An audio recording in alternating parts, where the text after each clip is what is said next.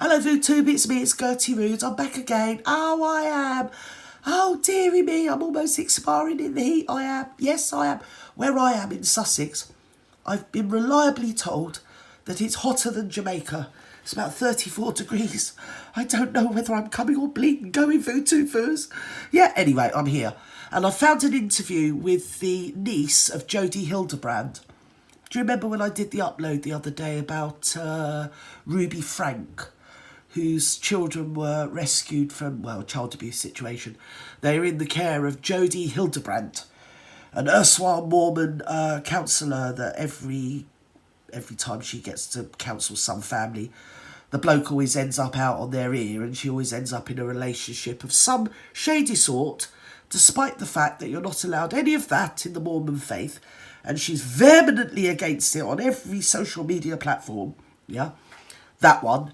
And yeah, so she took up with Ruby Franke. They become business partners and they made some parental counselling group, Mormon counselling group called Connections. But as I said, every family she's ever took up with, she goes off with the woman. But it's all done in the best possible Mormon taste, you know. There's nothing at all to be seen here. No, don't look over there, look over here. And of course, she's like all the worst sort of thuggish, brain-dead interlopers that come into families where she's took up with the mother, she's took a shine for the woman, whatever, no one cares. Yeah, but it's not good enough to just get rid of the man, is it? You know, she even sees the children as a threat to control, as H.G. Tudor would say. I'm sure he would, but you know what I mean, it is that going on. We all know it anyway. So shall we listen to her niece, Jessie Hildebrandt, lovely young girl, beautiful girl. I know that she was trying to ruin someone's a teacher's life, and again, this is really hard. I don't know if there was truth to this. Mm-hmm. Right. But I think she was trying to get a teacher fired when she was in high school. I quite see that. And yeah. She tried to tick. She got her therapist's license taken away. Yeah, tick.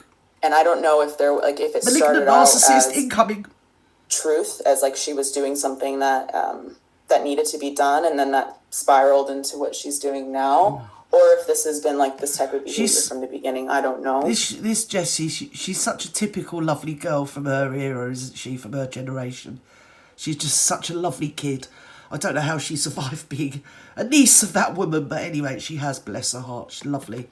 Go on, Jessie, darling. From what you know, did Jodie have a normal teen? Were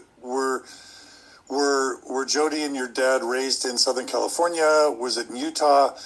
And was there anything disturbing or troubling or abnormal about Jodie's teen or young? No, she was just lesbianic and they were Mormons. Sorry, I'm going to skip on. I can't listen to this.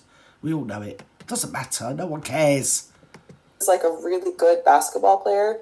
Mm-hmm. I don't think she had a lot of friends. No, I can't think why. She's such a lovely woman. Yes. I think I don't know if she had a lot of friends, but nothing. Yes. I don't think anything abnormal. She was raised in Tucson, Arizona. Right. I think that's the only place that she lived. Tucson, Arizona, down near Tennessee. At that point, my grandfather, I believe, was working in prisons. He taught in prisons for a long time. Oh. He helps inmates get GEDs. Yes. And he taught woodwork, and he was a Shakespearean. So I love you, darling, but let's get to the meat. Let's get to the meat. Anti-LGBT, almost hate speech. Here we go. I've got it here, VooTube. I've got it. Hold on to your seats. And then you combine that with reports of how she treated men specifically. She hates men. In her therapy practices. And boys. And then you combine that with the information. And little girls as well, it that seems. She apparently has a real history of dual relationships and inappropriate relationships with the women in the couples that she's counseled. There's See? Yes. We see in part, and we speaketh in part, or something or other. St. Paul to the Corinthians, or something. Don't quote me on it. A lot of... We all knew that anyway, it's obvious. A lot of her yes. unethical therapeutic practices stem from some sort of repressed... sexuality and the fact that she was well gel of the woman's family. Yes. I don't want to blow my own trumpet. And I'm not even going to profess to a humble brag. I'm just going to have an all-out brag. I am, Vootoo-Fooers. Yes! Your old Gert was right. Of course I was right. We all knew anyway. Come on. Dear little Jessie, darling. And I am queer, so I think she'd I'm know. for it. I think it's great. It's real great. Waters are warm. Yes. And I have no idea. She did say something to me when I was living with her that was very strange because before she says it, this is all through the lens of the fact that her auntie, the erstwhile companione of the now arrested Ruby Franke, actually Jodie Hildebrand's in prison as well, is so fundamentally Mormon and so anti-LGBTQ. Well, as I've said before, she barely gets to the G, so the L, G and the B, let alone the T. I think she'd absolutely expire at the thought of that. She's such a, tiny-minded, a rather spite-filled, malicious little madam is her auntie. So, she's caused a lot of mayhem. And, of course, Ruby Franke wasn't ever going to win Mother of the Year. Do you get me? But then she takes up with a repressive, let's be honest, Mormon lady, and you can see why the kids got abused. So anyway, darling, come on. Go on, Jess. Queer since I was 7. Yeah. And it was experimenting with girls and friends since I was 7 or 8. When you say queer, I don't think you mean because I'm peculiar. Because I'm not going to get into that bag, no. But I was going to say I'm queer too, but it would be wrong in the modern vernacular, wouldn't it? So let's just say I know how she feels because I'm peculiar. I have no idea how she feels apart from that because obviously, bless her.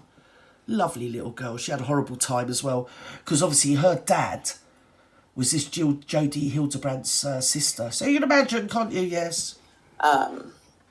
And she knew about that, and it was not her sister, her brother. Sorry, I'm so tired. Very bad. It was very evil. Yes. But then she said something to me. She had this friend. Her name's Bev. Right. They're always going to be called Bev, aren't they? How many Bevs do we know? I'm sorry if your name is Bev. But yes, that sounds very, apt. She said something to the effect of... Her name's Bev. Yes, Steph. Being gay is evil and, pleasures of the flesh and yada yada. Yeah. But if I were to have sexual relationships with my friends, if we were to, it would be different because there's a deep emotional connection there. Yeah. And that's different. Right. And, we were sitting in someone's living room and she said this and I was just like, what? Yeah, that's called... being gay. Voila, Vootoo-Fooers. I mean, there's nothing worse than people that are redirected and repressed and they actually think it's okay to take it out on children, And it goes on a hell of a lot, doesn't it, Vootoo-Fooers, in one way or another. Sometimes it could be same-sex couples, but there's always something weird going on. And anyway, I think we all guessed, didn't we? You've only got to look at her, that chunky bleeding effort. Anyway, I better go. Yes, I had. Before I say too much, I probably haven't said enough. Like REM. I can't help myself, Vootoo-Fooers.